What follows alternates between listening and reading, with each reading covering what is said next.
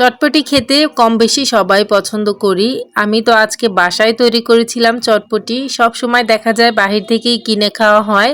তবে ঈদ আয়োজনে আমি চটপটিটা বাসায় তৈরি করে থাকি। এটা বানাতেও খুবই সহজ। এখানে আমি চটপটির ডাল নিয়েছি। এই ডালগুলোকে আমি একদম ভালোভাবে ধুয়ে সারা রাত পানি দিয়ে ভিজিয়ে রেখেছিলাম। এবার আমি ডালগুলো সেদ্ধ করে নিব। এজন্য চুলায় একটা বড় পাতিল বসিয়ে নিয়েছি। এখন ডালগুলো দিয়ে দিলাম আর এখানে পানি দিয়ে দিব। পানিটা এমনভাবে দিতে হবে যাতে করে ডাল পুরোপুরি সেদ্ধ হয়ে পানিটা একদম ডালের গায়ে গায়ে লেগে থাকে।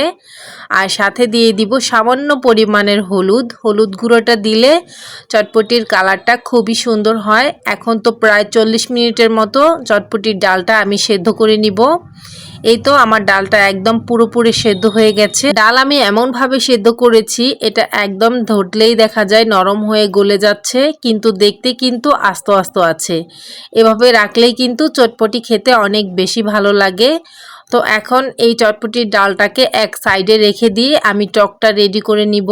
এই জন্য আমি তেঁতুলটা আগেই পানিতে ভিজিয়ে রেখেছিলাম 10 মিনিটের জন্য। এরপর তো এখানে আমি তেঁতুলের মার নিয়েছি 1 বাটির মতো। এখন এখানে দিয়ে দিব 1 চা চামচ চটপটির মশলা। এই চটপটির মশলাটা আমি বাসায় তৈরি করেছি। সাথে দিয়ে দিব 1/2 চা চামচ চিলি ফ্লেক্স আর দিয়ে দিব বিট লবণ 1/2 চা চামচ আর দিয়ে দিব 1 চা চামচ লেবুর রস। এবার ভালোভাবে মিশিয়ে নিব। আর সাথে দিয়েছি 1 চা চামচ চিনি।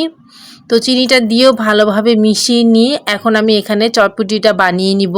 আমার যতটুকু প্রয়োজন আমি এখন ততটুকুই বানাবো, আপনারা আপনাদের অনুযায়ী বানিয়ে নেবেন।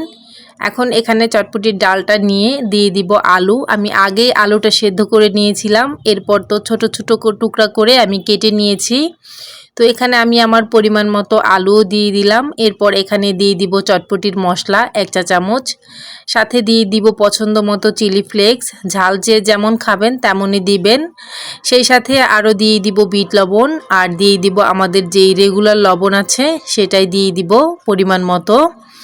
এরপরে এখানে দিয়ে দিব পছন্দ মতো পেঁয়াজ কুচি আর দিয়ে দিব কাঁচামরিচ কুচি। তো আগেই বলেছি ঝাল যে যেমন খাবেন তেমন পছন্দ অনুযায়ী দিয়ে নেবেন।